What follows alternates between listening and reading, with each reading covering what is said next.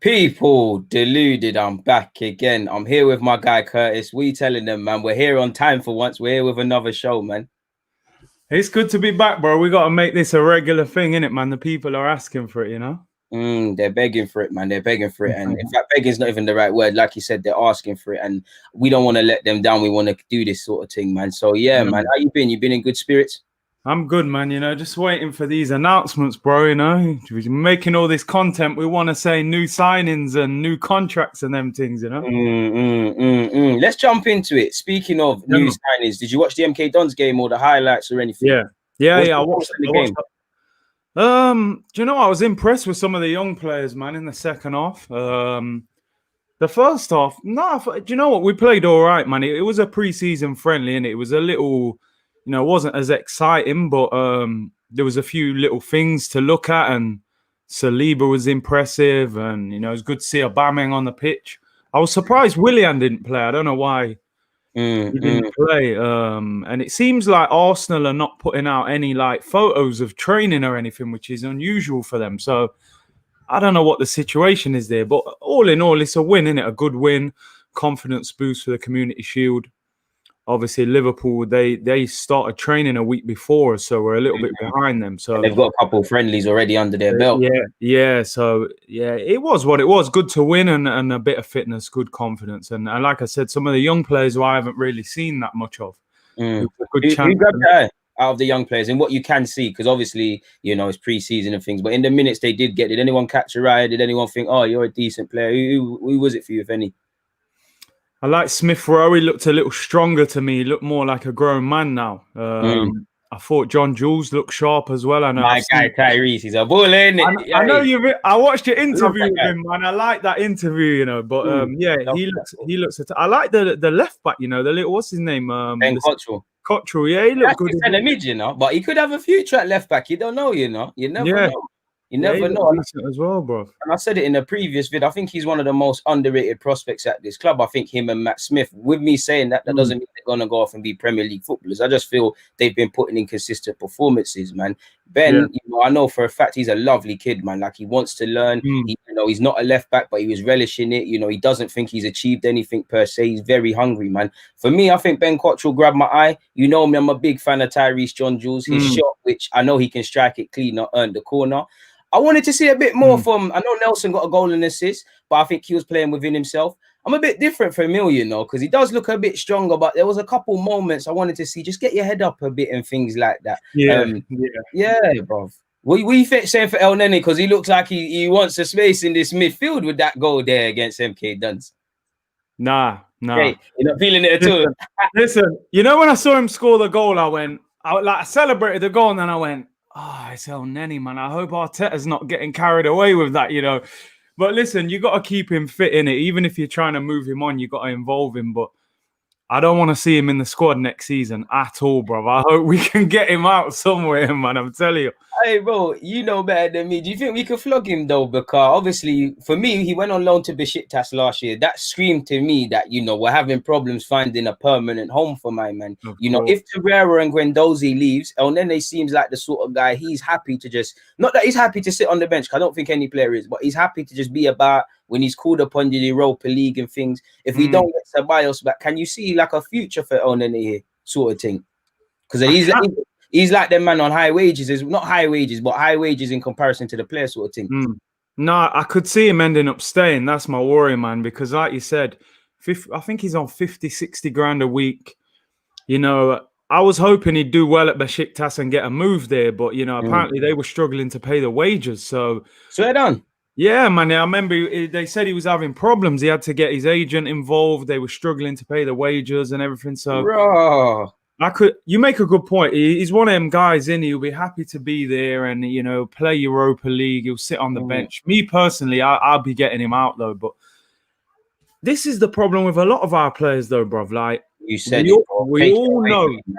We know, bruv. There's 8-9 players at Arsenal. He's in church right now, people. Preach, but this is what I'm on here for, man. Yo, listen, who have we sold, bruv? Like, we've sold a couple young players, let a couple go on loan.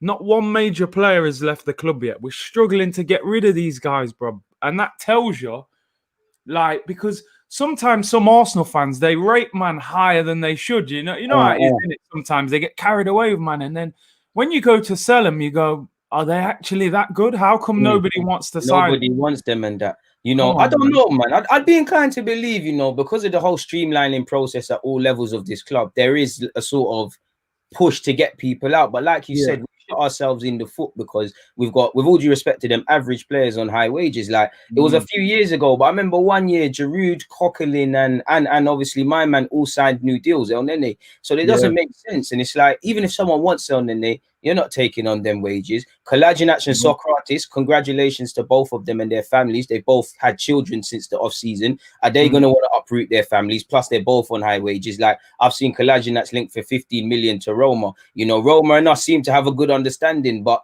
15 million isn't the biggest. But are you going to take 15 million out of your budget and give him 100 bags a week and probably a signing on fee? You're not going to do that, are you? Because you don't know what you're getting with him. Because as harsh as it is, would you class Kolasinac as injury prone potentially, and he's inconsistent?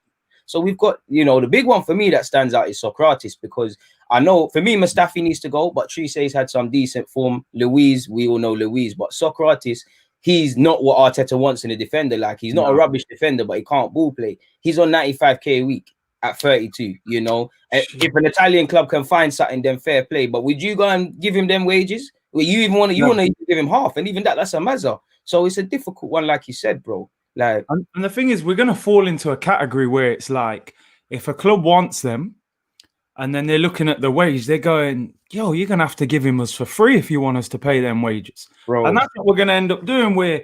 And this is why I think I was disappointed this week with the Ainsley Maitland-Niles story of him going. We'll get on to that. Don't get on to that. I'm not going on to that in particular, but what I'm saying, I think there's a pattern developing where Arsenal, they're trying to sell these guys in the lower tier, if you like, the ones we really need to sell. And they can't get rid of them, so they're kind of having to go into that like middle tier and say, we don't really want to sell these, man, but this is the only way we're going to raise some money this summer. They're the only ones that's on them, like Maitland, Guendouzi. Guendouzi obviously had the beef, but him, feels like that, bro. It's like, so, would you class Chambers and Holding in that?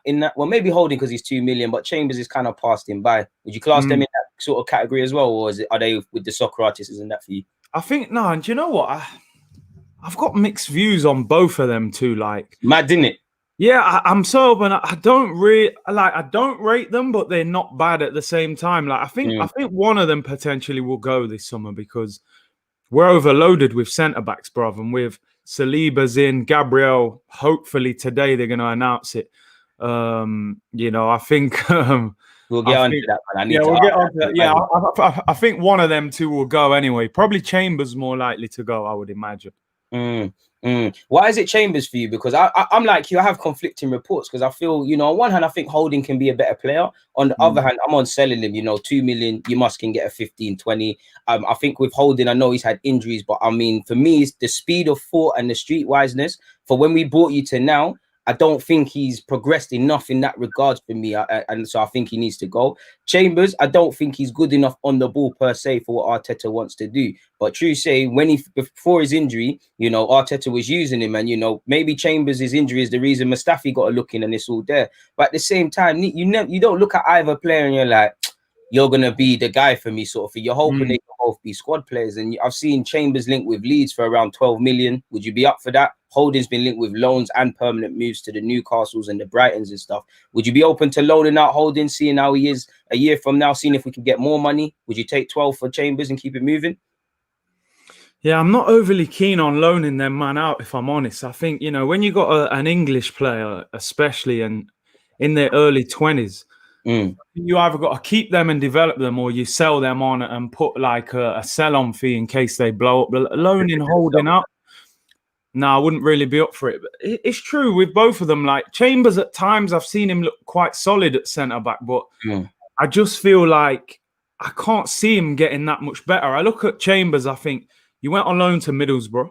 You got a lot of football there. He went on loan to Fulham. I think he got player of the season at Fulham. And he played in midfield and that and showed his best.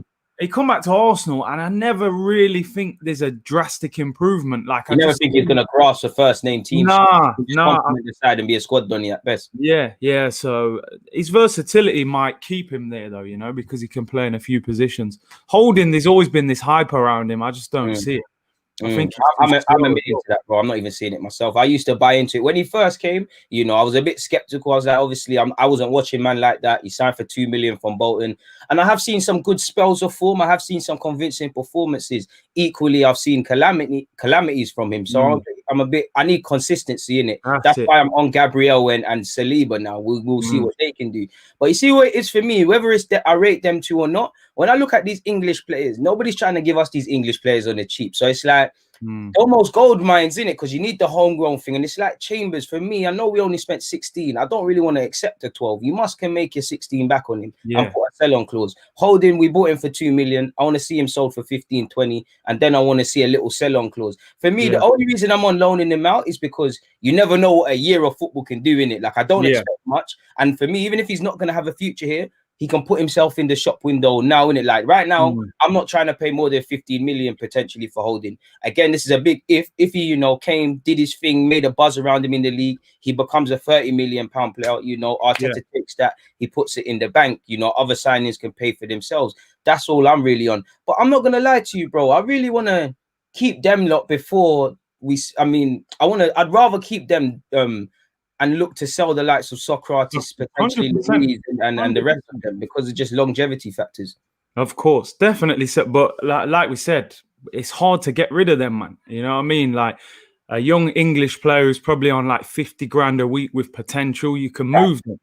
You know what I mean? Socrates and them, man, are difficult to move. I think Arsenal are going to have to bite the bullet this year and just say, look, man, Socrates, let him go. Mkhitaryan, let him go. El Neni, let him go. Just get their wages off the books, man, is the biggest thing you're going to be able to do. And if you sell one or two players in that next bracket up, and maybe you can make 40, 50 million on those players. You said an interesting point, my guy, about like letting people go. You didn't exactly say terminating contracts, but I just wanted to ask you because I remember Wenger said something like this. He said, it's going to be free transfers. Man, you're going to sign a man and run down his deal. Equally, you're hearing a lot of talk generally about terminating deals at all levels. People want to get people off.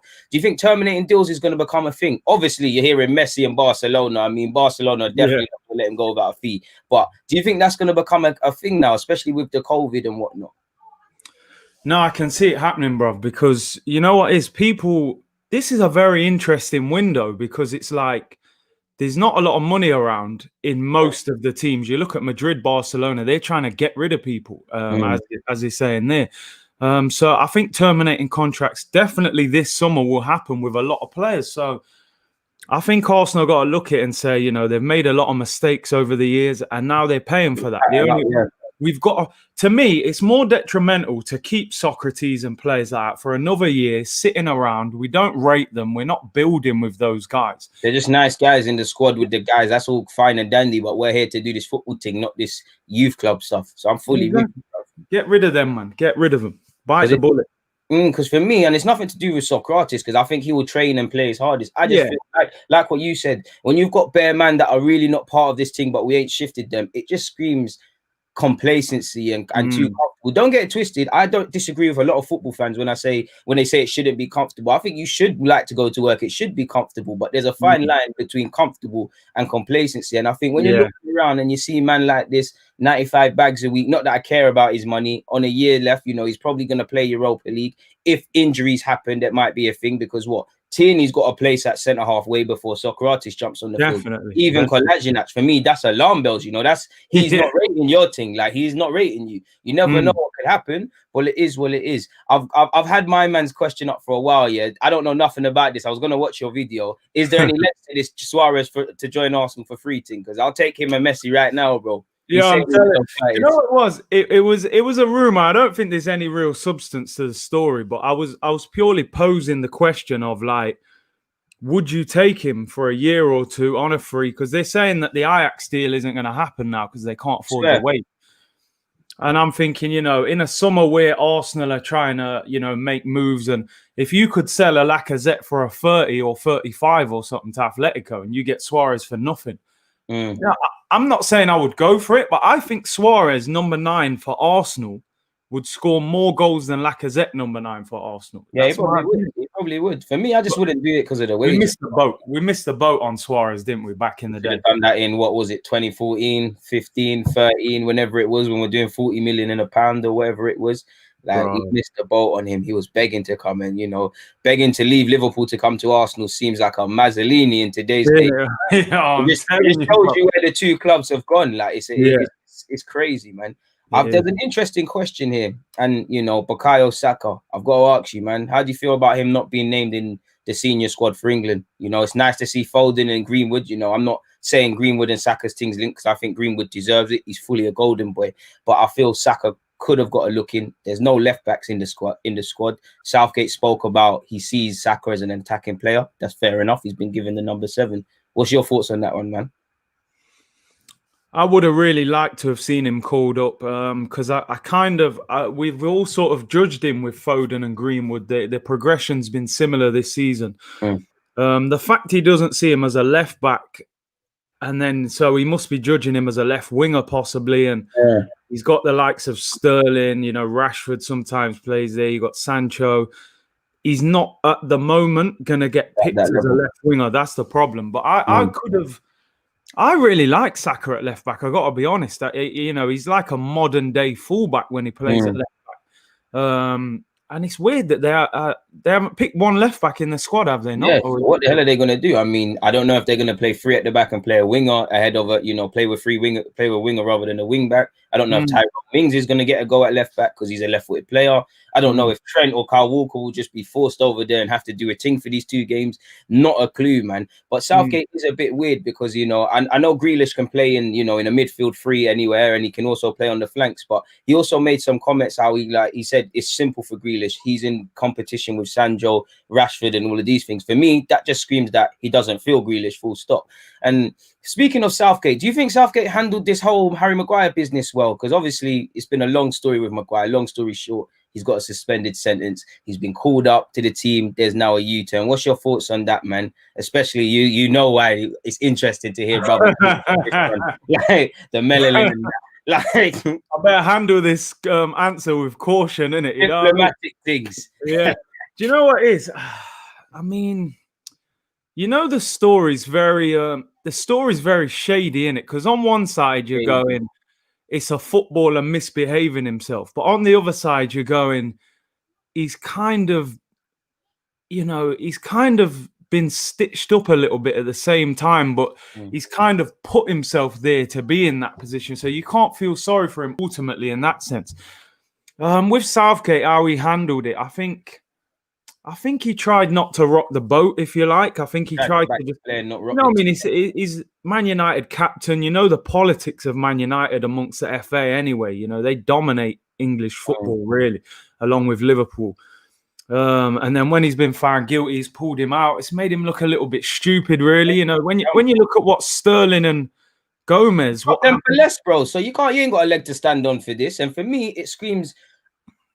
I'm being careful with this, but it's this unconscious bias that we have in that not that Maguire might have been right, he might have been wrong, but it's to immediately side with him, immediately look at him as this is just a one-off, rather than when it's the Sterlings, it's like we've tolerated their behavior and they finally crossed the line. I think whether Maguire is right or wrong, I think it's pretty telling that Southgate, who wasn't there, comes out and says there's a lot of the stories, sides of the stories that people don't know. I kind of side with Maguire. And also with the media, you haven't seen Harry Maguire and Fug in the same sentence. Correct me if I'm wrong. I saw that quote. It's pretty telling, bro. It's pretty telling the unconscious biases that go into believing another and condemning one guy. And like you said, he looks stupid because you've called him up, you've backed him. I mean, a blind man could easily see that he shouldn't be called up. A U-turn is going to come. And I have to say, like you said, with FA and the politics, was there no coaching staff or someone above them that has nothing to do with it that said, yo, listen, for footballing reasons, I can hear why you pick Maguire, but there's an elephant in the room. It's best he's not selected. The headlines are going to be he's out of the team, but there's going to be running headlines with him in the team. And also this is developing. And obviously you heard Southgate say that if more to the story comes out, something will happen. So why? I get the whole backing your player, but sometimes something's got to give. You've just got to be sensible in that regards, man. And obviously, you know, it's a serious story at the end of the day. The man's been given a suspended sentence, bro. And like you said, you know, with Sterling, when he bought his mum a house, the Daily Mail called him a disgrace, like, for buying his mum a house. Like, This is but ridiculous. this guy, you know, The they woman make he gave birth to. excuses for him, you know. Oh, you know, he's a great guy usually and all that. So we know what it is, unfortunately, and you know, it's not right. And you even see with the stuff that's going on in the NBA and stuff at the moment, you know, it's Hey, what's your thoughts on that one there, man? The NBA, because I don't know too much about it. Obviously, I know it's in relation to the sadly another young black brother who didn't die but is now paralyzed through getting shot. I've known that the MLS, you know, and all the other sports people, they've said they're not playing, but I'm pretty sure you know more about it than me, man. What's going on there? Bro, do you know what it is? Sometimes you have to talk with your feet in it. You know, even you look at the whole Black Lives Matter movement. You know, 2 months ago it was everywhere. You know, now you won't really hear it. Now it's not a buzzword now. thing, man.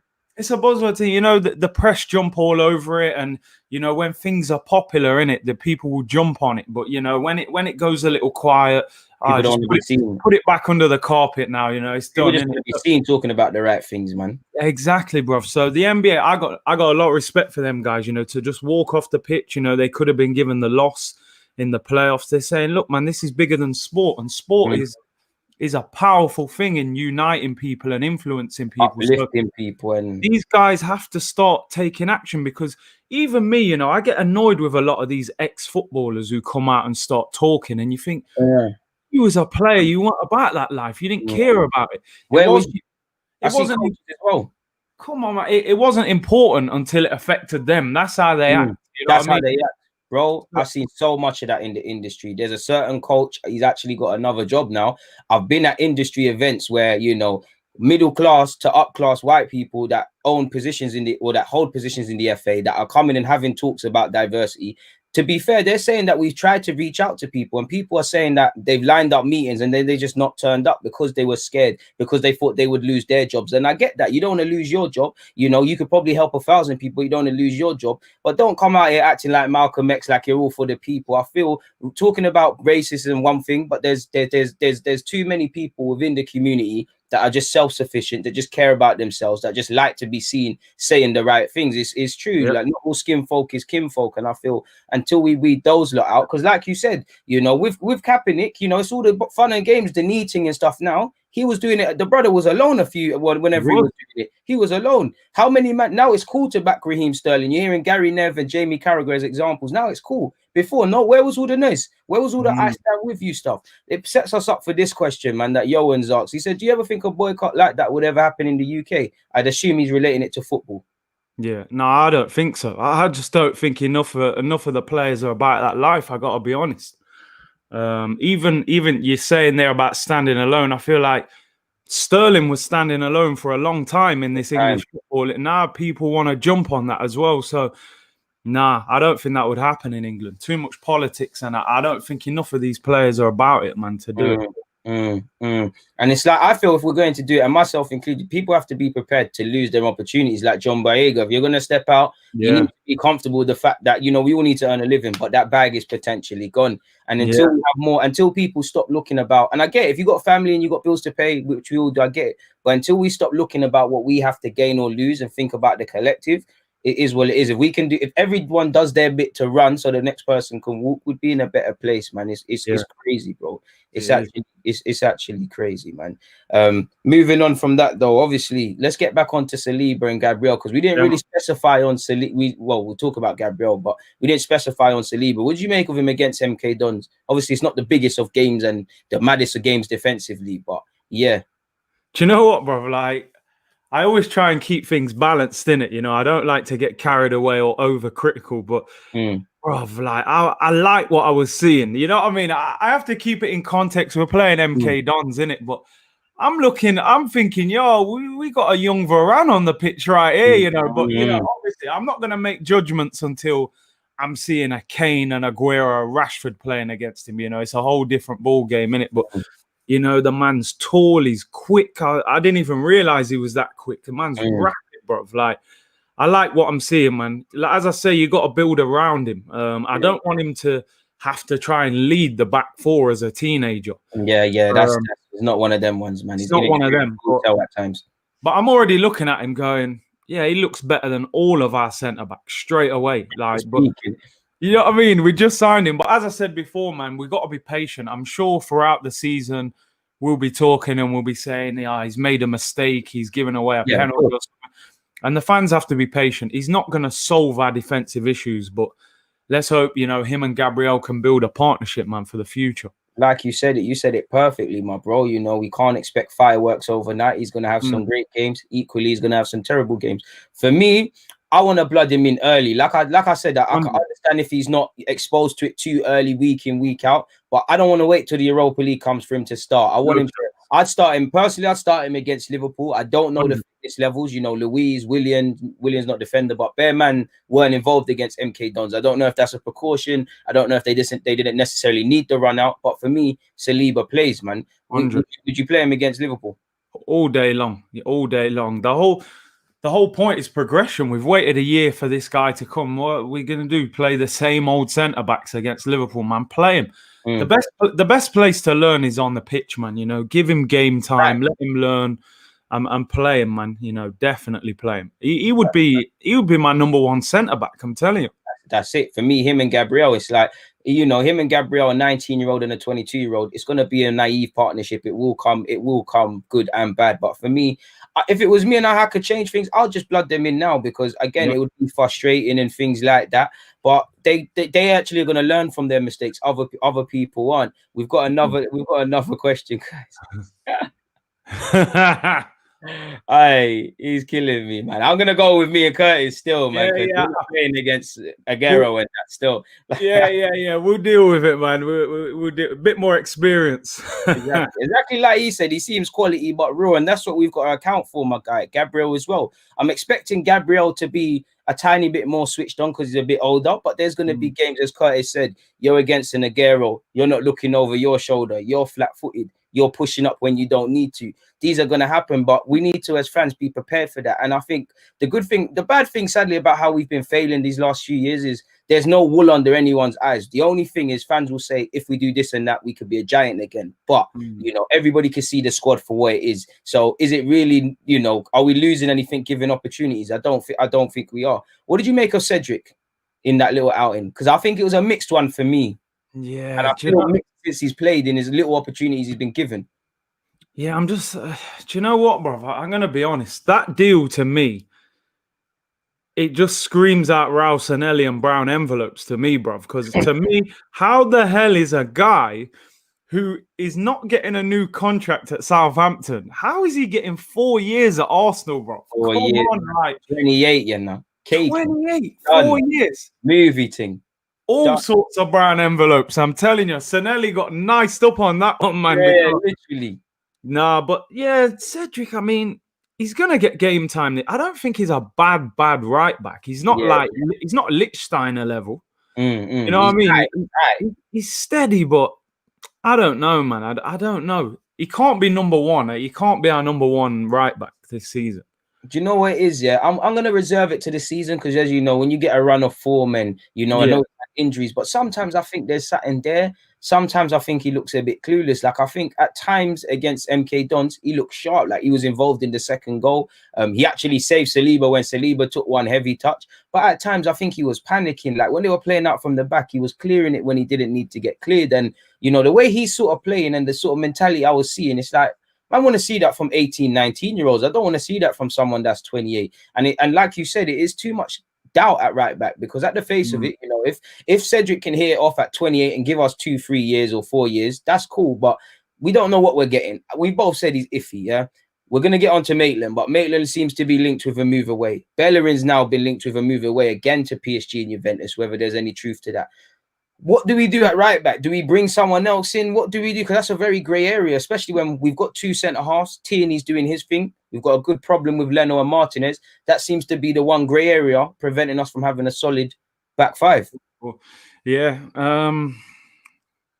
Me personally, I would shift Bellerin. I'll be honest with you. What fee?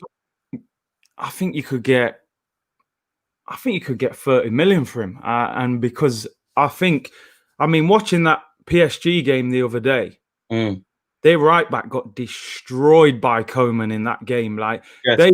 they've obviously got a problem at right back in that Yes. PM. And you look in world football in general nowadays, right back is a position where there aren't many great players. Not even steady Eddie's, not even a little Sagna there for a little 8 to 10 million. Like, what's the scouts doing these days, man? Do you know what I mean? So I think you could get a little bit of money for Bellerin, you know, Spanish international, still in his mid-20s, coming from Arsenal. The thing with Cedric, because just going back to that, what I always look at, a coach said this to me a long time ago. He said, if a defender's in a bad defense for a long time, his level drops down to that sort of level. Now, you look at Southampton, anytime they've developed a really good defender, he's tended to leave, you know.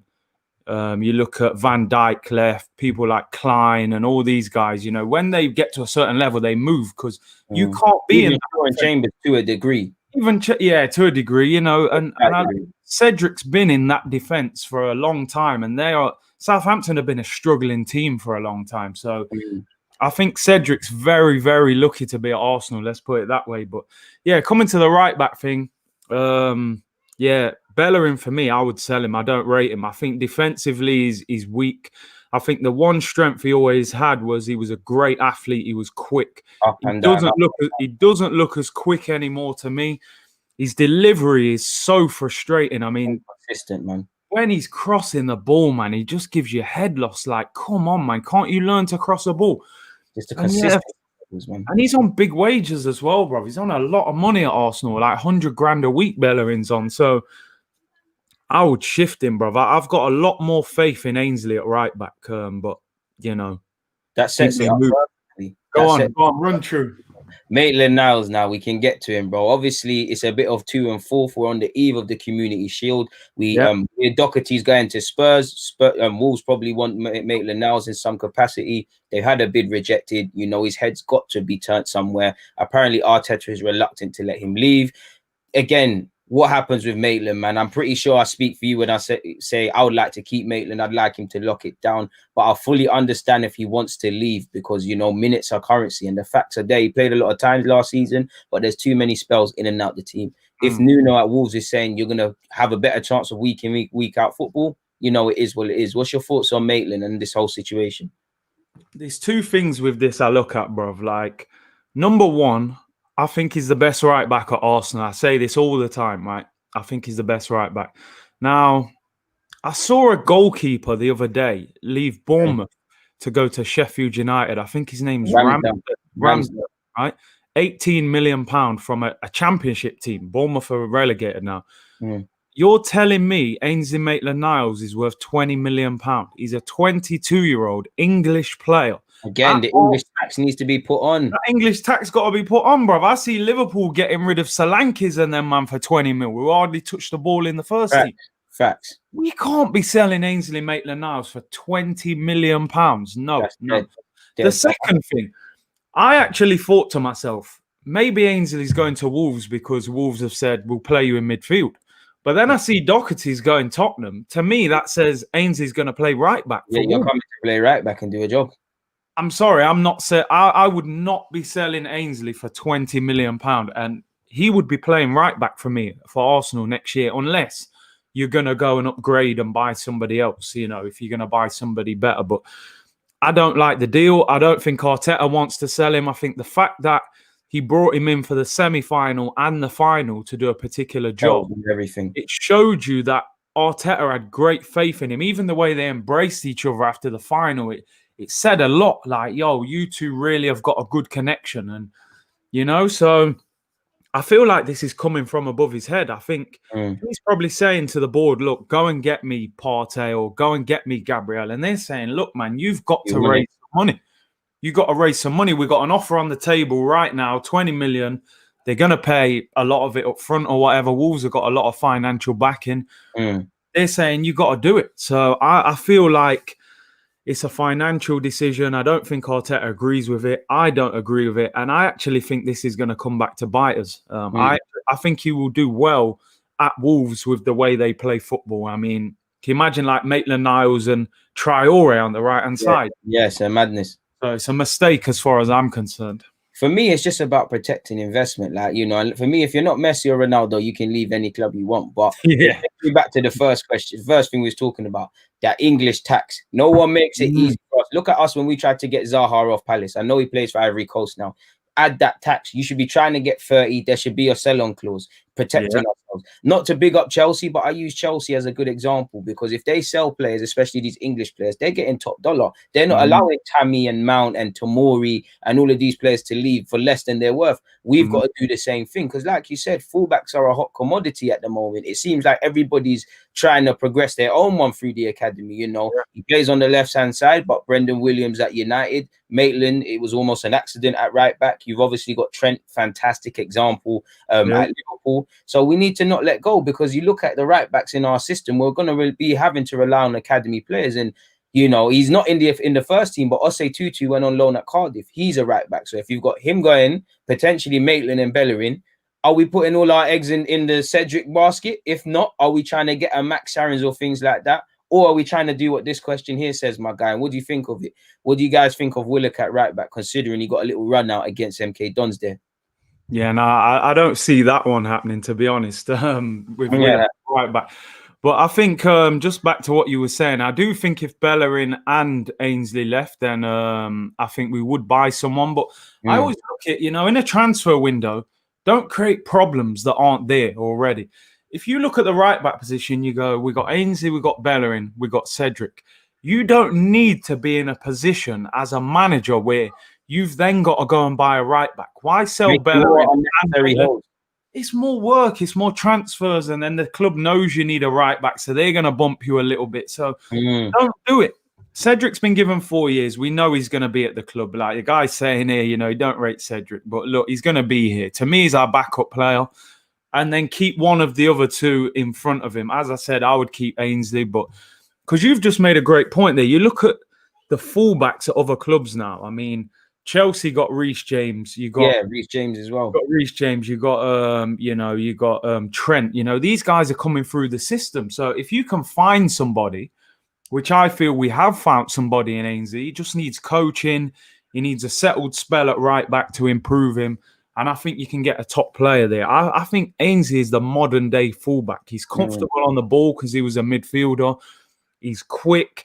Defensively in one-on-one situations, he's a lot more solid than Bellerin to me. I thought he kept Mahrez quiet in the semi-final.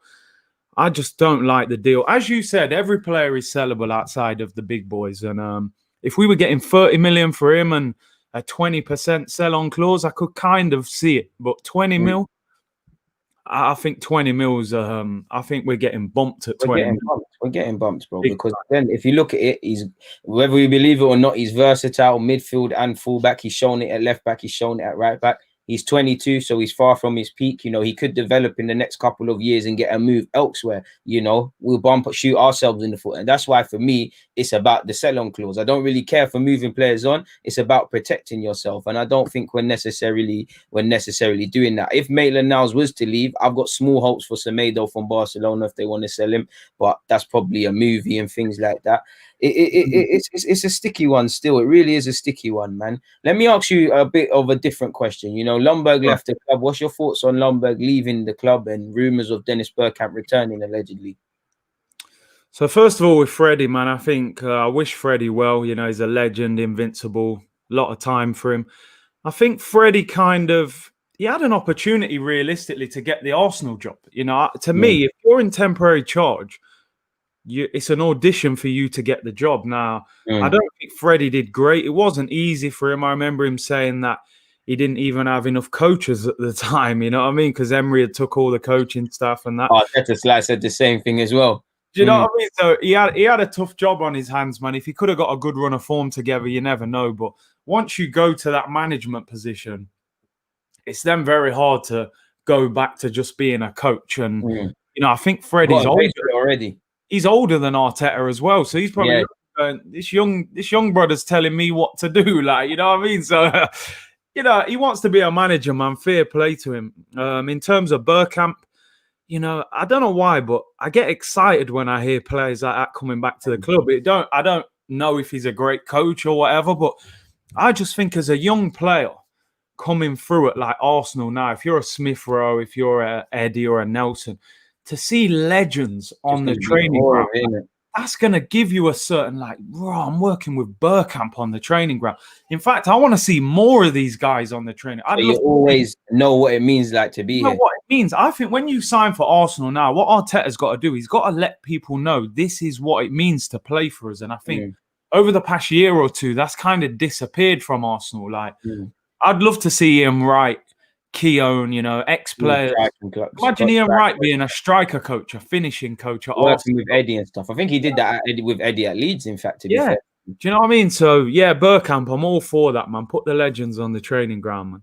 But you see what it is, yeah? I'm not going to lie. I agree with you, and that's my opinion. But to play devil's advocate, yeah, and like on a certain Arsene Wenger said, he said, you can't create positions just for ex-footballers. It's like when I look at it and I separate what I believe the Bergkamp's going to do based on the player, and I look at him, the man, the coach, are we signing? Is it the wisest thing to sign him because of what we just said?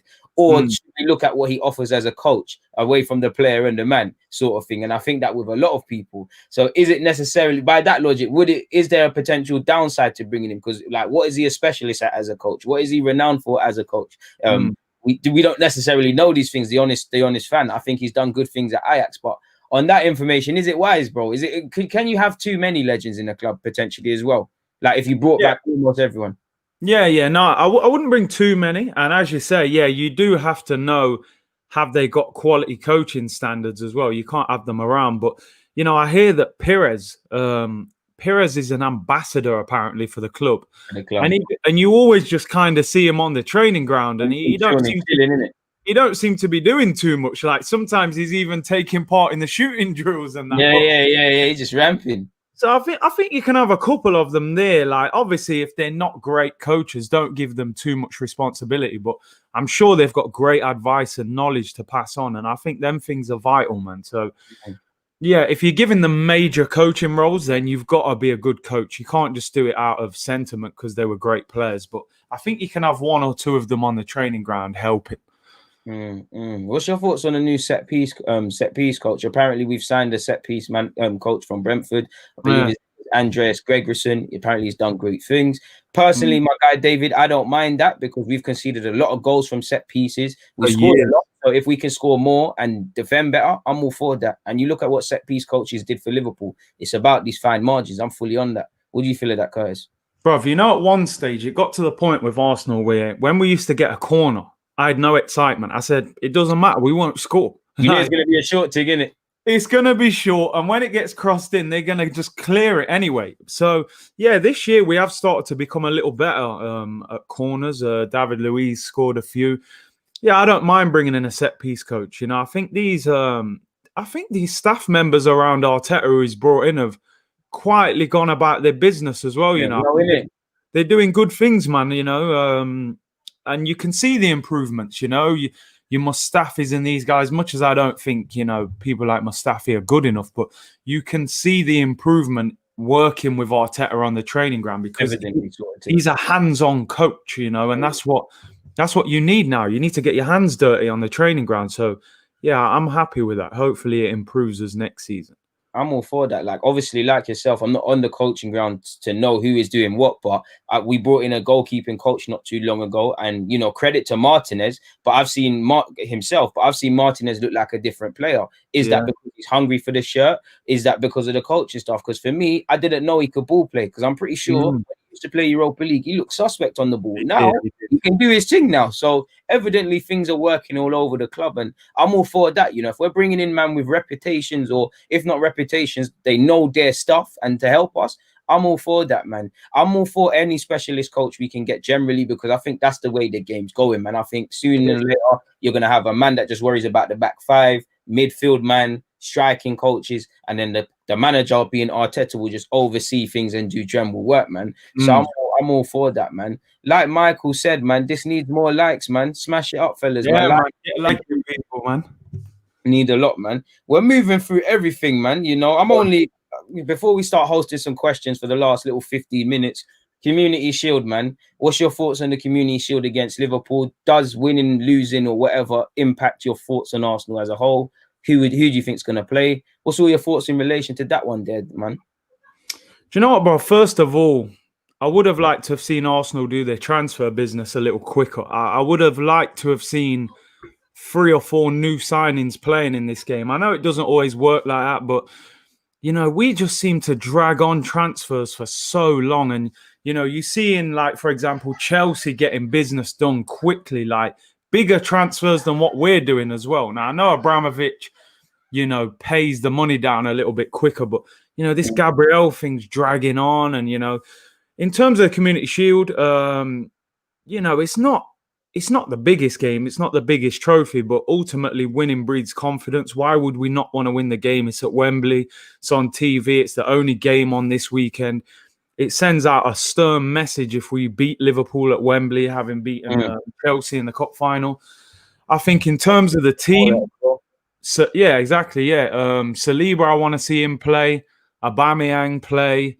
I would have liked to have seen Willian play. I don't know if he's fit. Obviously, he didn't play in the friendly, but I'm sure he must be training with the team now.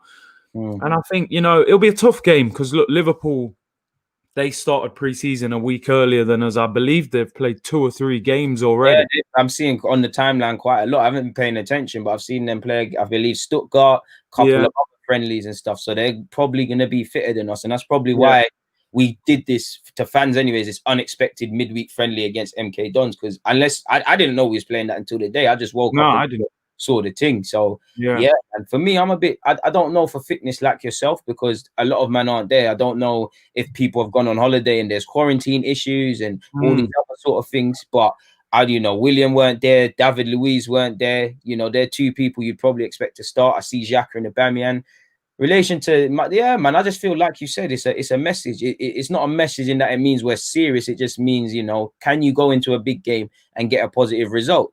Can you prove to people that it's not a fluke? Like, you can go into big games and do things. And I know our pre-season fixture has been a bit messed up, but in an ideal world, obviously we'd have probably played 4 or 5 friendlies before this. And I believe this game should act as like, all the hard work you've been putting in pre-season, let's see your level. And then if we've done well, let's build upon it. If not, let's go behind, man. But like you put it perfectly, man, beyond bragging rights and, it's just a bit of silverware. There's not too much to read into the game. Do you think Liverpool play a full strength side? Because I know Klopp is quite funny with these things and the need for resting and the rest of it. I think he'll mix it up. I don't think he'll put like his fully strongest 11, but I think it will be close to it. When we beat Liverpool in the league at the back end of the season, Liverpool fans were saying, they had nothing to play for. They'd already won the league. To be fair, they battered us that day as well. I don't know how we won that game. They made a couple of mistakes. So I think we've got a little point to prove, man. If I was Arteta, I'd be, really wanting to win this game just to, we've got to overcome these sort of things of, our record against the top 6 and embarrassing away records. Going to City and losing 3-0 and going to Anfield getting smashed. I know this is at Wembley and we've got a good record at Wembley, but I just think psychologically this team needs to know what it takes to win. And I think, with the FA Cup run, hopefully it's given them that belief. So, I would like to see the Aubameyang and Gabriel things announced before, because if I'm Arteta, I don't want to be in the press conference talking about Aubameyang's contract and stuff. Just get it wrapped up, man, I'm fully with you on that, man. The Gabriel thing needs to be wrapped up, locked down. I don't know when we'd actually see Gabriel, because I believe he's currently quarantining himself. So you have to deal with that. Obviously, if he hasn't trained with the team, I don't know if Arteta's going to play him straight away and things like that. But you just want that one done and over the line. I meant to ask you in relation to Maitland-Niles, and this is a question I fight with myself. Obviously, I'm not going to say he hasn't played well in the back 4, because when he first was playing fullback, he played well in the draw against Liverpool, and where he locked down Salah within reason, and he's played well at right back in the back 4.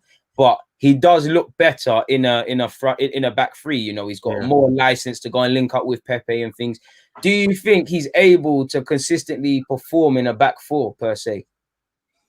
Yeah, I agree with you. I think he does look more comfortable in the 5. I mean, naturally, you've got more protection from the 3 centre backs, but I think he could play in a 4 with coaching. I see a lot of potential in Ainsley. Honestly, I think he's got the tools. He just needs game time. He needs the right attitude. He needs the right coach. I think his partnership with Pepe, I think it's evident that Pepe links up better with Maitland-Niles than he does with Bellerin.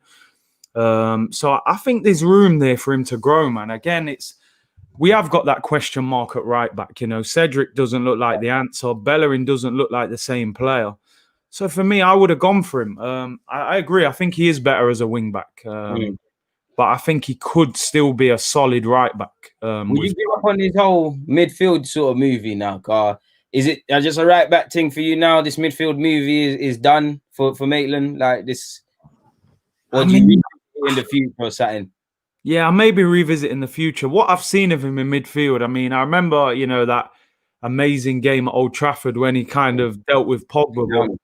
And they didn't really see that. I remember I went to Europa League game. I can't remember who it was last season. He played centre midfield. He gave the ball away. And I remember the game. He looks too lackadaisical on the ball, man. And yeah, I mean, he can revisit it in the future. But for now, man, I mean, I even see an interview with Trent where Trent's saying, I still want to play centre midfield, even though people say he's probably the best right back in the world.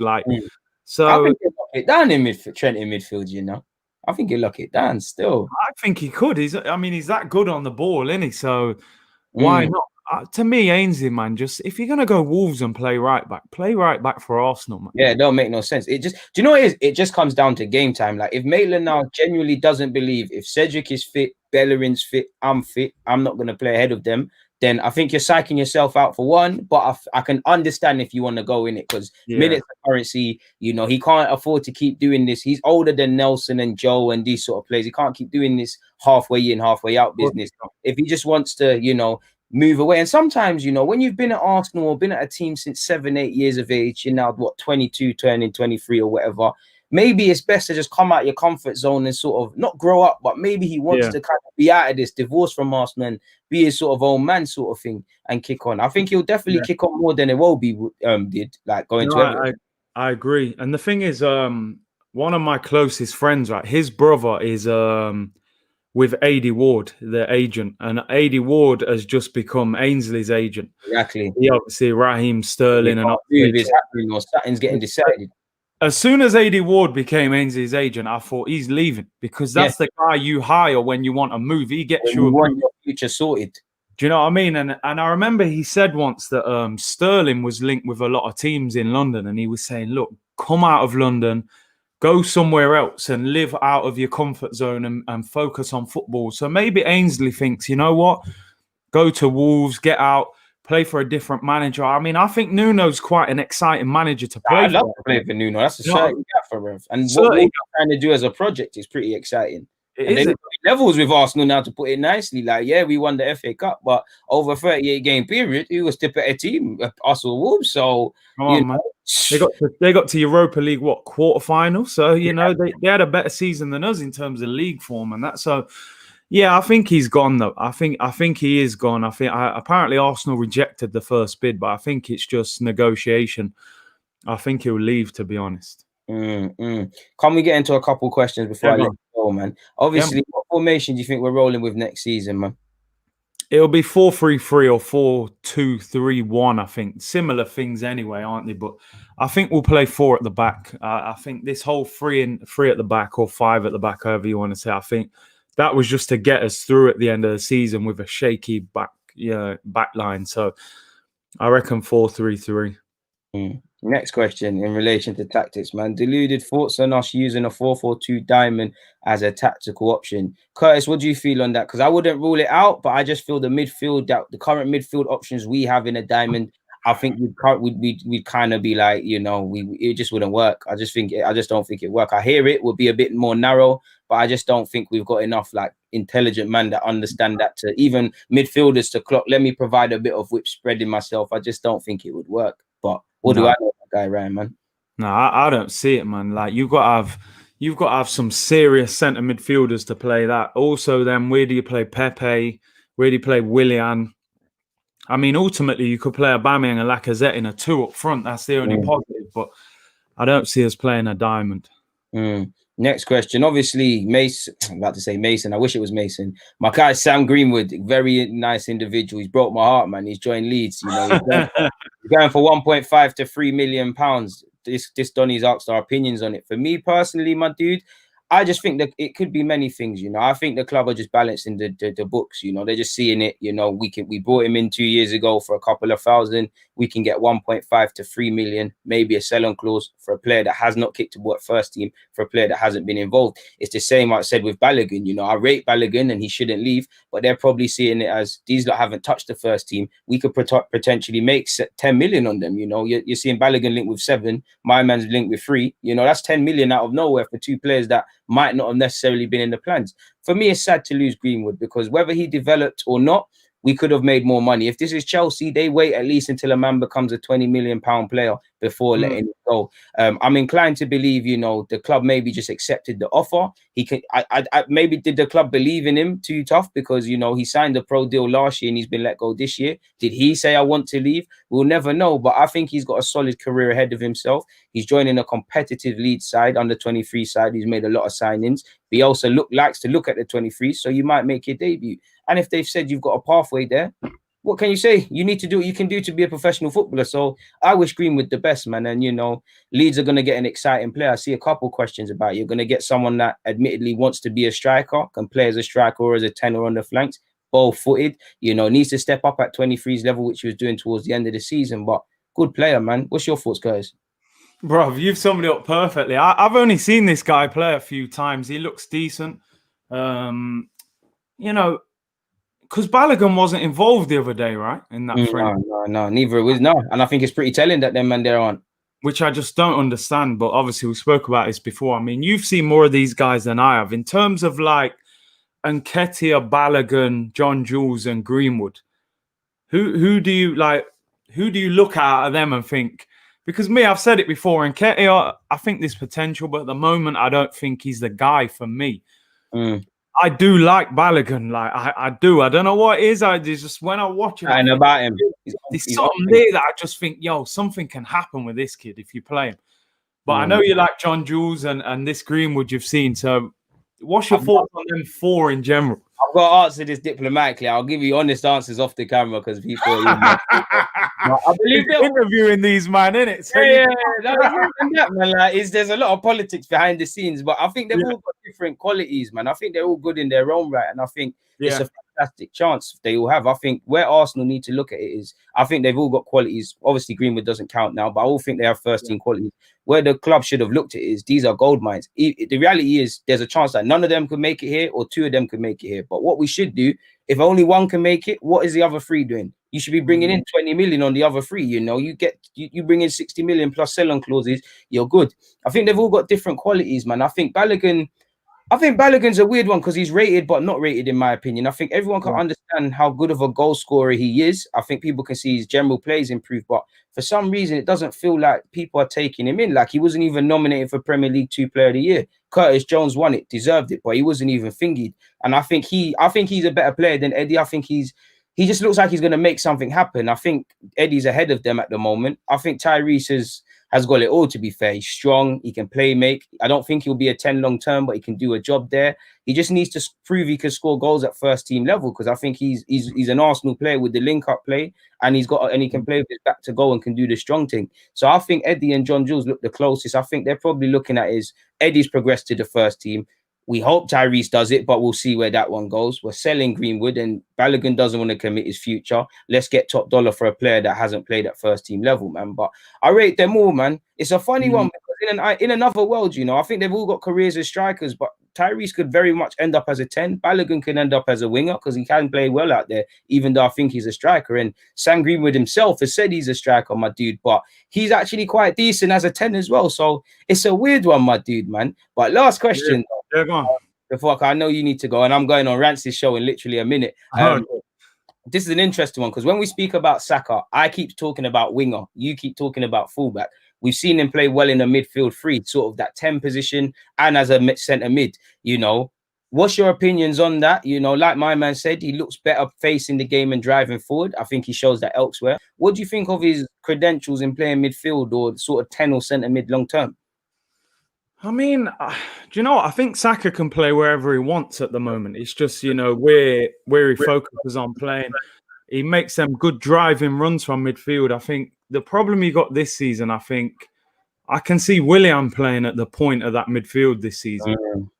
Even the fact that Ozil, I don't think will leave the club this summer, so he's going to play at 10 at times. I don't see Ozil playing.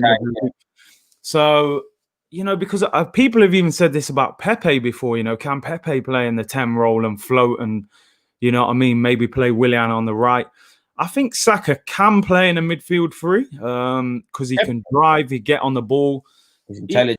What he needs to be careful of, sometimes versatility goes against you because you have no specialist position, so you kind of get moved everywhere. And I think Ainsley's kind of feeling that at the moment, like, we're going to play your left wing back, we're going to play your right back, centre mid, where you don't become a specialist anywhere. So it looked as a genuine option in one role. Yeah, so I think Saka's got it's good that he can play in various positions, but establish what your best position is. For me, I just think his best position this year was left back. That's me personally. I thought he was brilliant at left back. But I don't get the impression he wants to play there. And obviously Tierney's there anyway. So what do you think his best position is? I feel you on the left back thing, my guy. But I'm in love with seeing him as a winger, man. I think he's a winger because I think he's flashy, but he's not flashy. Like, there's certain other young players in this team can do a bag of step overs, but they can't just get past a man, whip it, and get an assist. I like how there's a healthy simpleness to his game in the wing. I like how he plays with calmness. He's always aware and stuff, man. I like him on the left. I think people underrate him on the right. I think he can do the wing thing. I think what helps him with playing left back and these other positions is, and it is, like you said, he's guilty of his versatility, but it's like, if you're going to play wing, then eventually man are looking at you 10 goals, 10 assists sort of thing. Do you get it? Yeah. I need to be seeing certain things, and that will come. But I like him on the wing, man. I like him on the wing. I think it's Arteta recognizes what you said, that he needs to lock down one position, because he said this, and he said his energy and the ability to float kind of helps us. But I think it's a left wing, right wing thing for me. I think it keep doing a job at left back when it requires, or playing that role. And I can't lie, I don't think he'll have a future as a midfielder, but I wouldn't even rule it out, because he shocked me in that role. Like, I knew he was good, but it's the way he just takes to it. And I guess when you can play well in tight positions, when you always play with your head up, when you've got a calmness, then really and truly you can play anywhere. Like, the only position you're probably not putting Saka in this team is centre half and in goal, for obvious reasons. Even up front, he could probably get you a goal, innit? Probably do a job. Like, he's not gonna hold it up with his back to goal, but he might get on the last man or do a little thing for us. You never know. You never know. And we've got good problems, man, between having Pepe and Saka there. With Willian, who's playing in the 10. Are we still playing Aubameyang on the left? Or, when Martinelli's fit, what's going to happen? We need this sort of problems, man. And all we need is a centre midfielder or two, and we're set, man. But I don't want to waste any more of your time, Curtis, man, because we've both got people. It's been amazing, man. We've got to do this again, bro. Every week, man. I just hope next week when we do it, we've signed players. Because last week we said it, and the week before, you know what I mean? So let's hope we've signed people. You're killing me, my guy. Hopefully, man. People, don't forget to subscribe to Curtis Shaw TV. This guy's bringing out a crap load of videos. His work rate's immaculate as well. He's spoken about Suarez today. I'm going to go watch that video in a sec. Hopefully that's positive. So yeah, check him out. Follow him on all his socials. He's got it up. He's got it up there as well. If I can remove, I'd even remove this one. You have to click back on the same comment. Oh shit. Man removed you. He actually even touched up. Don't worry about it, man. The people them know, man. Curtis Shaw TV. Come and subscribe, man. Subscribe to Deluded as well, man. That's my brother. And I'm seeing some consistent people that are always here, man. It's always appreciated. But if you want more content, like I said, pre-Curtis's thing, I'm heading over to Rancy's show right now. And then we're out, people, man. It's love for coming through, Curtis, man. Chatting a bit. Yeah, man. Done, though.